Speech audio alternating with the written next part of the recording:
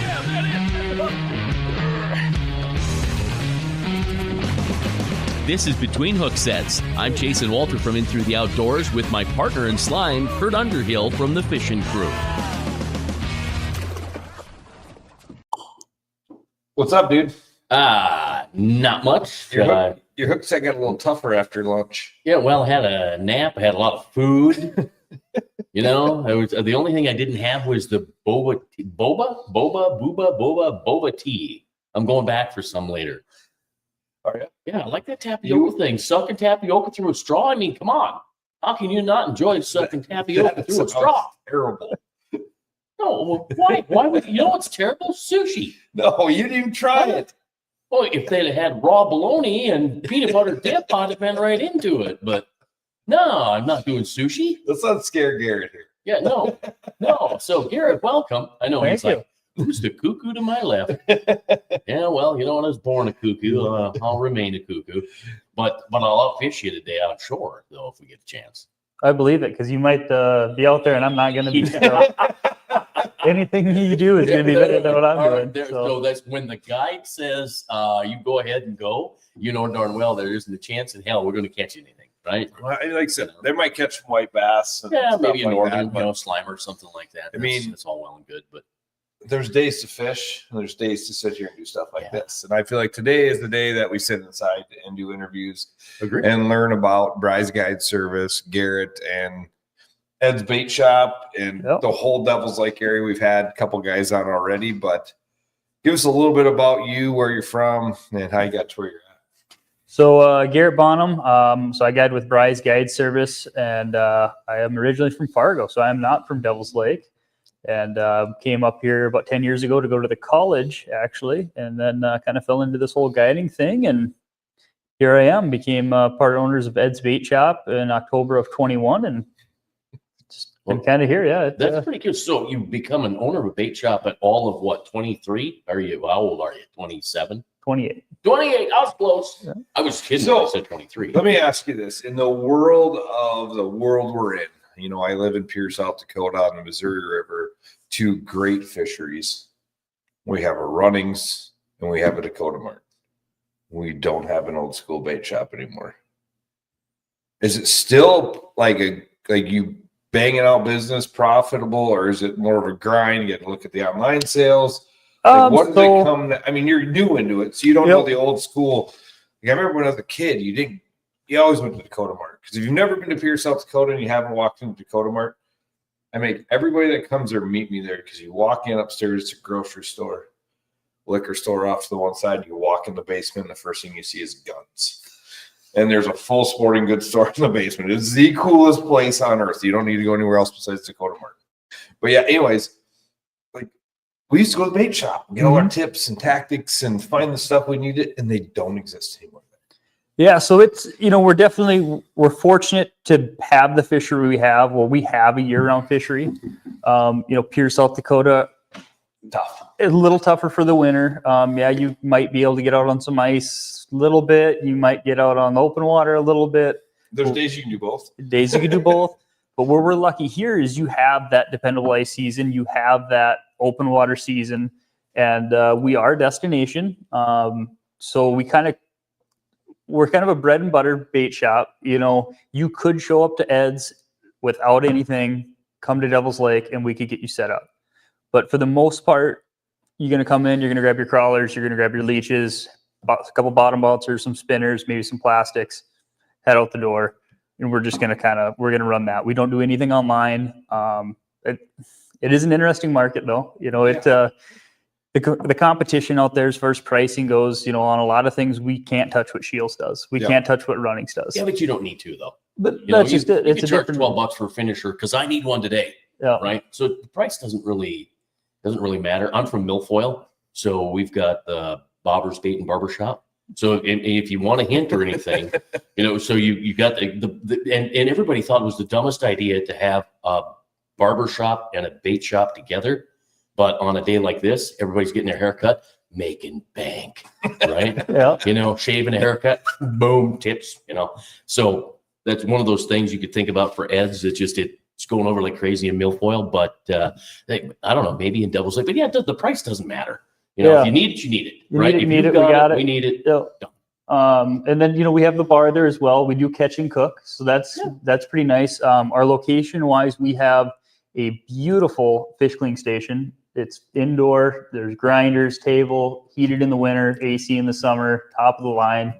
And so we're right there. You can walk right up to the bar, cook your catch right there, grab a few drinks, get your bait for the next day. You're good to go. And that's awesome. So you diversified it from more than just the old school bait shop. And I wasn't trying to like ask the question like mean about it, but I was more like, I want these back. Yeah, I want these back. Like, and I want that mentality to go sit around and have a beer at the counter and listen to everybody's stories from the day. Yep. And, you know, if they're not deep, try shallow or whatever the tip of the day is. And, you know, where we're from, every gas station sells minnows. Every gas station sells crawlers. So if you didn't have the gas tank, like, why do you stop? Like, you can just go over here and get your crawlers and your stuff, and then you go out and fish, you know? And it's just like, there's something that's missing in this era, in this generation, of not being able to go to that bait shop. So it's interesting. We have the morning coffee crew, we call it. Yeah. So bait shop opens at 6 a.m. You've got the same dozen guys sitting there drinking coffee, you know, and they're gonna, just sitting there teaching everybody about how they need to know everything, you know. Every world's problem solved. They get it done. They're caused, right? Yeah. Like, I mean, they solve them and they cause more for the next day. Yeah. I mean, so it's like you say, there's something lost there by going to the big box store, to the gas station on the corner. It's not the same experience. But I think there's enough of a niche here where we're able to make it work. Whether or not you could make the mom and pop thing go everywhere, as you can kind of see, it is somewhat dying, but I think you'll see it. I kind of predict it coming back around. Well, and like I said, Shields, great. I mean, I love Shields. The only thing I hate about Shields is when you go there, you go upstairs and you get all your stuff, and your wife's downstairs. You get to the cash register, you have 2 full carts. They cost a lot of money. I hate that about Shields. But love hate that, right? Yeah. I mean, greatest store ever. You know, another one. There's something for the whole family. Yeah, I mean, literally, you can get a candle on a couch and a barbecue grill and bows and tackle. You know, it doesn't matter. It's all there, which is incredible. And then, like Precision Fishing, another great one of our sponsors that does on their fishing crew side things, they carry all kinds of stuff. You can order it online, get it shipped. And I'm not taking away from them businesses. But I just love that mentality of sitting in a bait shop and that atmosphere that you get nowhere else in the musty smell of the minnow tank. You know what I mean? Like, you know what I mean? Like the whole era of it, there's the rotting minnows in the coffee cup in the back. Yeah, it just gives you that, like, and it's like some people walk in like, whew. And I walk in, I'm like, oh, love it. You know, like, and I miss that. So I'm glad to hear you're doing that, and it's awesome. But you also spend a ton of days on this body of water. Yep. So the guiding is my main thing. So on the bait shop side, I run more of the tackle ordering, inventory, getting all that stuff kind of figured out. But yeah, that's in the evenings. So fishing most days in the summer and pretty much every day in the winter, and then trying to fill in the tackle side in my off time. You got them lull times when the ice is coming off, and then the ice is coming on. Is probably your downtime for the year in the guiding world. Yeah. So before the bait shop, I actually worked for a farmer in the spring and fall, so that helped kind of fill in that little gap. And then with the bait shop now, I've been able to then kind of play with tackle and stuff, and it's a little bit more enjoyable that way because you're in it all the time. Then you're not completely switching gears to now I'm going farming with that mentality. It's now I'm in fishing. All the time. Do you enjoy deciding what kind of tackle you're going to carry? Are you carrying, like you've got your runnings, you got shields, you got all these, everything is everywhere, right? Are you pretty specific? So I try to carry enough of each thing where you might go to more of the box store and they're going to have this custom color and this exact size, where I'm kind of trying to be more of a broad audience, or something for everybody. I'm not going to get 30 colors of one size crankbait. I can't, I don't have the space. And is there, I mean, seriously, is there really a need? Probably not. Yeah. So trying to have enough with the space that I have to just kind of do everything. And then you kind of see what comes out. I will say one thing. I absolutely hate when they come out with the latest and greatest, discontinue it after a year. And I bought a bunch of it and now I have it sitting there and it's like, great. Now I get to clearance this out because we can't get it again. So, well, I guess, there are ways around that too. You can always, hook a fish out in the boat and hold up that 28-incher when they go. See, they still work. Just because they're discontinued doesn't mean they won't catch fish. Yeah. And just like now, all of a sudden, you got the Rapala. Is it the minnow? That number 7 that's being paid. Everybody's talking about it. Andy Fioca's talking about it. All these guys are talking about the Rapala minnow. Okay, well now all of a sudden it's back. Well, it hadn't been around for 10 years. It was still catching fish, right? Yeah. So you just got to talk people into the fact that the cycle of things, right? Yeah. And right. Talking to other guys, you've had conversations with some bait designers. They're like, we put our heart and soul into this and put it out, and then it doesn't take off, and then they get rid of it. Well, see, but that's the thing. When I talked to Dan Spengler, he's like, hey, tell people about the money badger, tell people about the finisher. It's not getting out there. All of a sudden it's going to be discontinued, but they're just fish killers, right? But people don't, either the secret doesn't get out or people don't find out about them. Yeah. And then they get discontinued. And so that's kind of the sad thing, right? When you've got a bait or you've got baits in, I guess, as a guide, any bait will catch any fish, right? On the right day, yeah. So you can own everything you want, anything you want, whatever it is, but on any given day, if you don't fish it, it's not going to catch fish. But I mean, even further than that, like there's so many colors. We were talking, last night we had the mad scientist tackle. Yeah, we're sitting there going through. Like everybody is like, we all kind of generally went to like the clears and the whites, right? But then everyone's like, oh, I really like this one. Like everybody almost like grabbed a different one at one point because our eyes. And you're over there with the freaking taking off colorblind on your. Oh yeah, I'm looking at see how like looking stuff. So he's taking pictures of them and he's like, well, I don't like that one, but I like this one, I'm like, well, that one's cool. I'll buy that, So colors and that stuff, a lot of times for the fishermen. I mean, it's not for the fish. My dad always used to say, a crankbait goes by at 3 miles an hour. You really think, well, I goes, oh, there's a purple one. No. And they swim over and grab the purple one. He goes, no, I mean, I won't play down that colors do play effect. But 9 times out of 10, you really think that fish is waiting for that purple one to come by? No, it's going to hit what goes by, right? Yeah. And that bait just happened to get lucky. And we've all had the days where the blue one's the only one that bites. You put all blue ones on, I mean, we're all guilty of it. Yeah. And that's a good thing for a tackle shop because you get to sell stuff. Yeah. But then with your guiding aspect of it and you ordering the tackle, are you ordering tackle that you're using on Devil's Lake? So that was one thing that kind of going into it, you have the mentality of, okay, well, I carry this, and this, so this is what I want to stock. And I get that on the shelf, and then all of a sudden realize that people are buying some of it, but all of a sudden because I tell the guys that work behind the counter, that if you hear something, like, hey, I've heard it 10 times this week, do you have this? Let me know, because then I want to have what they want. I want to have what they want. Yeah, right. Within reason, if it's something crazy, we can't do it. But if I can get it and I think we can sell it, I'll do it. So one example I'm going to say is hair jigs. I've used them before. It's not something that I use a ton of. They're another thing that's like starting to come back in the walleye world is the hair jigs. Like they weren't really a thing for the longest time. And Josh Bible, JB Custom Designs, our rod builder, he literally he tied them as NTC in Mobridge. And he's like, Kurt, I casted a hair jig and it was the toughest bite. I mean, the guys who won the top 10 that won the tournament there's 250 boats, 258 boats, and one team weighed a 3-day limit.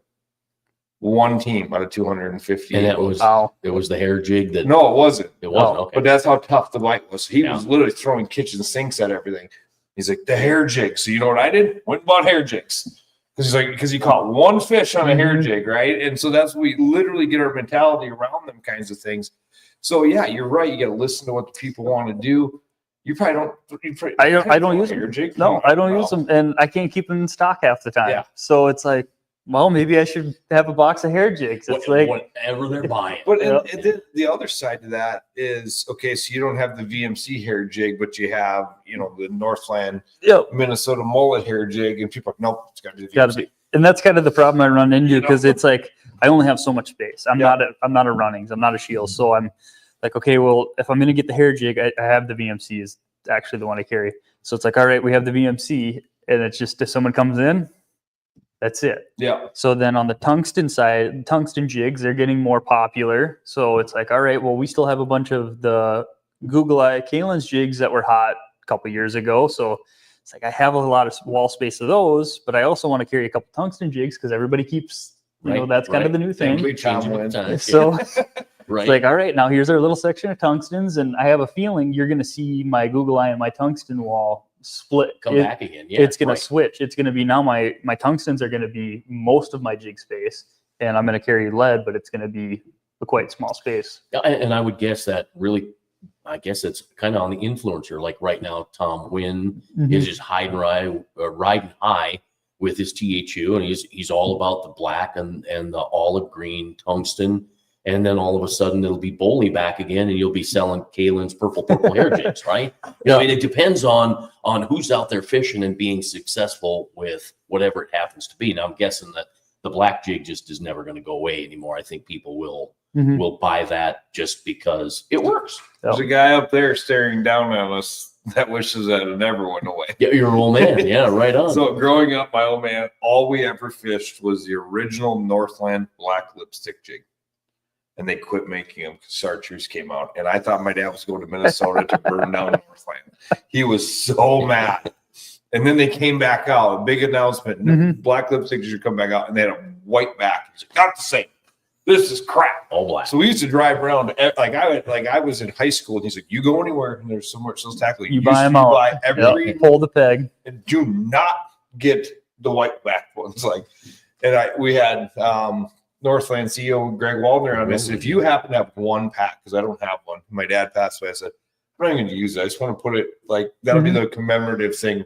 He's like, I'll look. I haven't got them, but yeah, he said that maybe they had some. So hopefully before he left. So if anybody has blacks, instead of original black Northland lipstick jig, even if it's used, I just want to hang it on the wall because that's what I grew up with. But yeah, so you see that, and they're like I said, the mineral wraps and all these different things go in phases, and they go away and then they come back, and some don't come back, but they all work. But they all work. You can make them all work. If you're gonna pick a color, you can only go out and fish Devil's Lake tomorrow with all of us, and we all get one color. What color are you taking? Ooh, this time of year, I'm gonna do a white paddle tail. Boom. Me too. Yeah. White. And that's the thing. White. My dad was a white Zoom fluke with a split tail. I mean, that's all he ever, when we started pitch plastic, he's like, nothing else matters. That was his thing. Paddle tails we didn't really get into. I don't know. I don't have the confidence in that bait. I'm like, give me a minnow.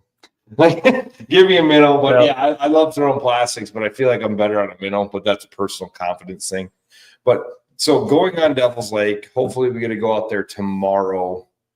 What are you thinking? What's the lake looking like at this current moment and in your short amount of time? The one crazy thing I was going to bring up before I say this is this is our third guest on today, and none of them are Devil's Lake natives. Yeah, true. Yeah, right, because Jason Mitchell did not grow up here, and McCoy didn't grow up here. McCoy didn't grow up, right? Yeah. So and Garrett, and I'm thinking I don't think Johnny Candle. He's not from here. Yeah. See, so Zippy is from here. From the area. Yeah, right. So, but he didn't grow up. But there's to be said something about this area. It's like you come and you don't leave, right? Like if you love it, you don't leave. And we were actually just having the same conversation downstairs, and I referenced to it being Disneyland. Like it's just it's something that's there, like it's up there, and you're just like, if we could just go to Devil's Lake this weekend, like, Dad, can we go to Devil's Lake? You're just like, it's something there. And then once you can finally kind of make that jump on your own and get there, talk to guys that did, and talking to a guy that did right now. And once you get here, it's kind of, you don't leave. So going on the body of water, what are we looking at this time of year? We've been hearing water temps have dropped. We've been hearing all these different things. What is a setup for tomorrow going out there, and what are we going to be doing? Probably what I'm going to be doing tomorrow we'll look at the wind. It's supposed to be less than what it is today. Not too bad right now. I'm hoping it just continues to calm down overnight. Depending on wind direction, I'm going to roll into a back bay, and we're going to look probably from 12 to 5 feet of water. And me personally, I'm going to be running around with a live scope to begin and just try to locate a pocket of fish. Once we locate a pocket of fish, I'm going to be throwing slip bobbers out, and we're going to slip bobbers and leeches. And if they're there and we're getting bites, we're going to hang out. If nothing's happening, the fish move off. Maybe they're there not doing much. And after a half hour or so, if we haven't got anything, we're going to go down the shoreline. We're going to start looking around again.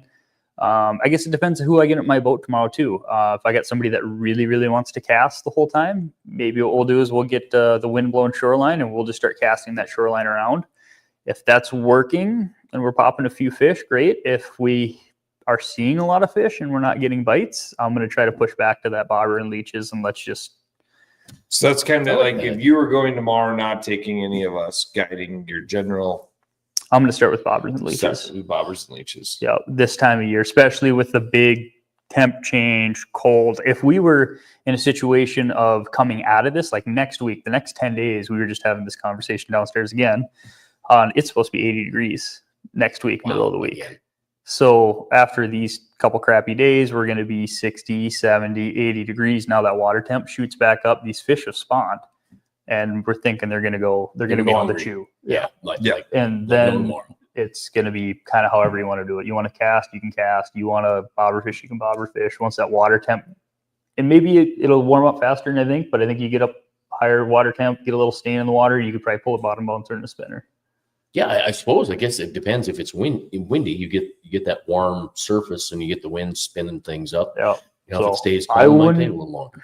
Depending on what the temps do, I won't be surprised June 6th, 7th, you pull bottom bouncer and spinner out here and things will be rolling. Yeah, if the weather can hang and doesn't drop back. Yeah, if we don't drop back down, or we drop back down again, then you're going to be back to kind of where we are now, where we're going to be slow. We're going to give it time. And this is odd because Jason Mitchell said, I don't think I've ever seen anything like this in a spring. Yeah. So this is truly weird. So we actually had kind of the opposite thing happen a few years back. I'd have to look at my phone to see the exact year, but we got really hot for really long quick. So it was basically right now, and we got 90 to 100 degrees for 10 days straight. Well, now the water temp's raising. It keeps going up. And the fishing was just getting better. And then all of a sudden we hit a point where it was almost too warm. And then the fish shut down. You're like, oh, we're in August already. In 3 weeks. It's like, so that was interesting. You went from having these unreal casting bites where these fish are up shallow and they're on the chew. And then just now that water's 85 degrees and they're like, well, we don't want to be here anymore. And we don't want to be biting. Yeah, and right. So we go deeper water. So they went deeper on us. So then like you say, we went from a May casting bite to an August bottom bouncer bite like that. Like it happened so fast. So you just gotta love the fishing, and you bring these people up here and you give them experience, and people like you get the people like we're talking about with Jason, like, oh, if you don't have a perfect limit, or the guy that doesn't want to keep you and keeps throwing them back all day. You get all kinds of different clients in your boat and all kinds of different things. And I guess to me, it's not about a limit; it's about the experience. Mm-hmm. It's the fact that I got to come to Fish Devil's Lake. We came up a couple of years ago, got in the snow bears, and we caught a dozen fish a day. But we had a great experience. It's a story we talk about forever. And coming to Devil's Lake, if you've never been here or if you've been here 100 times, it's always fun to come to this place.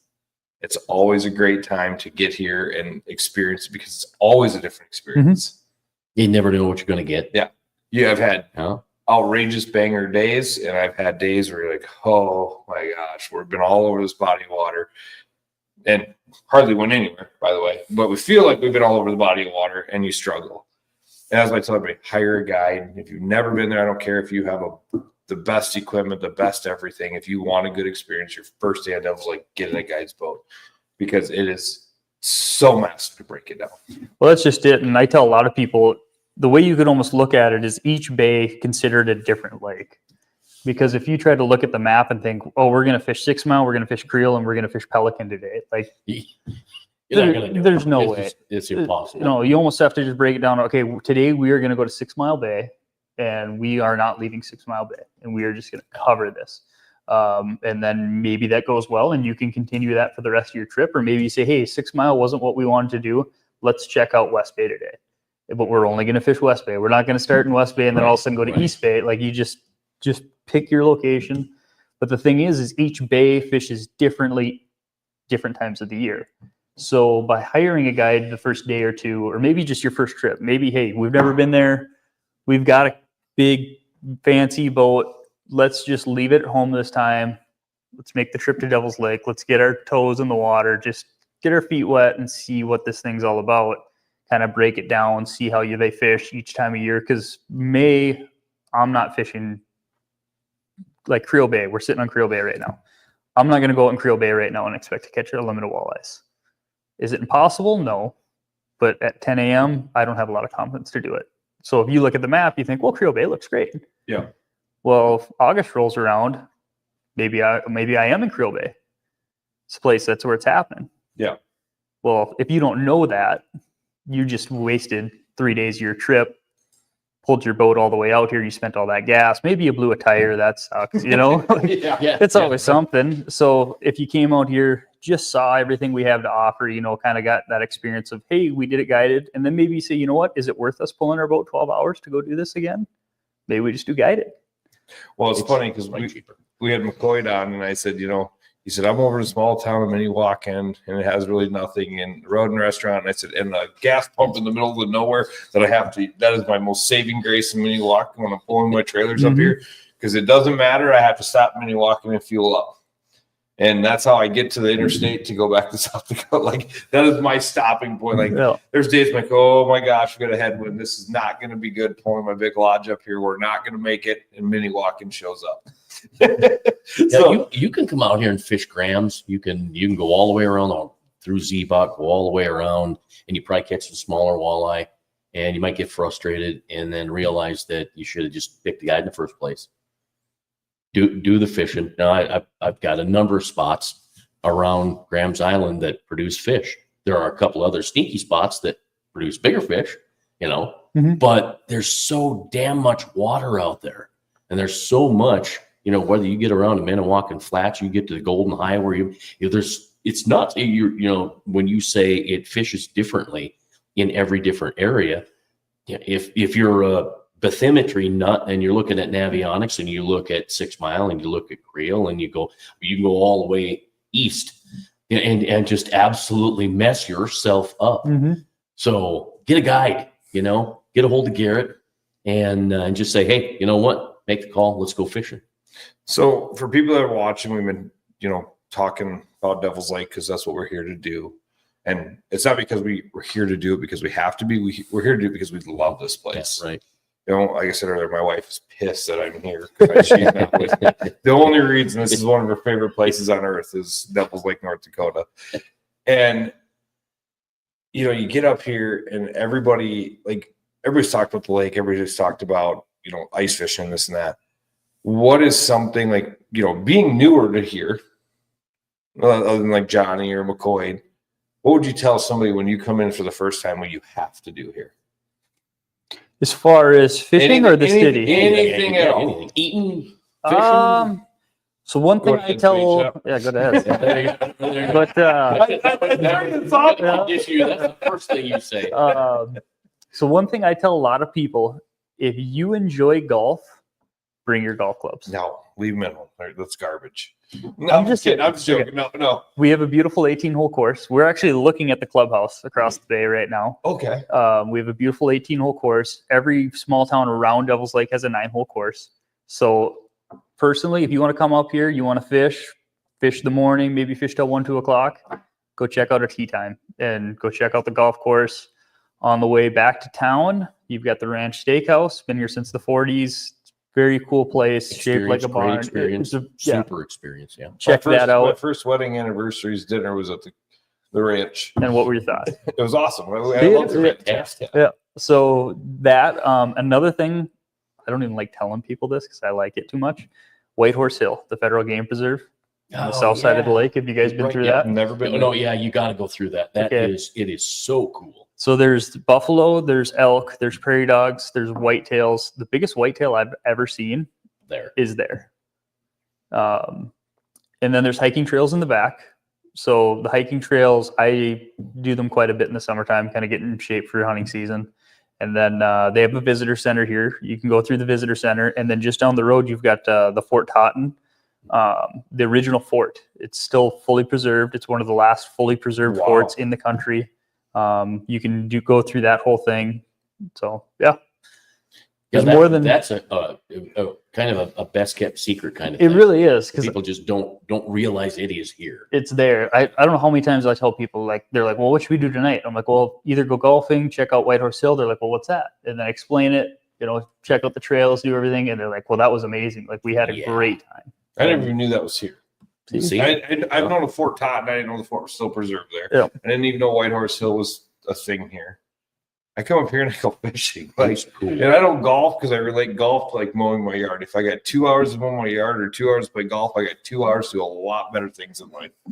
Like, I hate both of those things. Like, it's just, so I was just kidding about the golfing. There's plenty of people who love it. Mm-hmm. And yeah, but Devil's Lake is truly a unique slice of heaven. Yeah. It literally is. You drive across the prairies of the Dakotas, and then this thing is here. Well, I was at the coffee shop early this morning because everybody else is sleeping because they stayed up late, and they were talking about golfing. And so, according to the guys at the bait shop, I'm sorry, it wasn't yours, but I didn't know, right? I didn't even know if it was open yet. But do you know what the best time is to go golfing when you're at Devil's Lake? So as far as busyness goes on the course, right away in the mornings, probably going to be your best. But I'm on the water at that point. The guys at the bait shop? Or.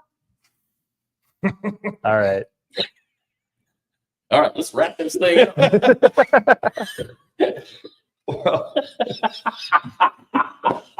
I knew there was a pun coming. I was waiting for something, but I thought maybe it was a legit question. But. Yeah. No.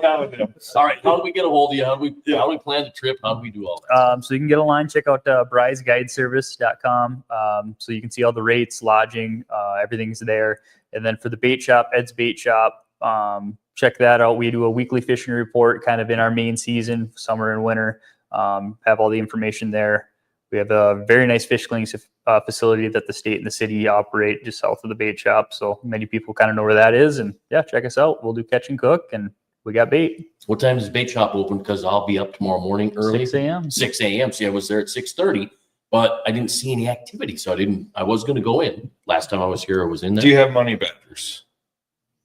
I do not. You might want to get some. You ain't going. Spangler asked what color cranks. He's like, anybody got an idea for a color crank? And I'm like, burnt umber and gold. I want it to look like a little bullhead. Give me that dark color with a little gold on the belly. I'm just kind of curious. I hope they make one. If they don't, I'm going to paint my own and see if it'll work. There you go. Give it a go. Well, Garrett, thanks for taking your time today. I mean, we didn't have much else to do. We had a good lunch. We did. And some of us had fish. Hey, I had nachos, man. I'm a gluten-free fella. I mean, it's either French fries or nachos, or sushi. They were good. No, but that's all right. Great lunch. I've had some great talks and experiences, and we're going to go tour a couple things this afternoon and check it out, and really hope to get on the water the next couple of days and check things out in the Devil's Lake area. I think if things calm down tomorrow, right, a little bit. The fish got to be a little bit on the hungry side. Rain in the morning now, a little colder than what they originally said, but I think we'll be able to make something work tomorrow. I hope so. All right. Thanks for your time, buddy. Get a hold of Garrett at Ed's Bait Shop or Bride's Guide Service. You guys need any help up here. So awesome. All right. Thank you.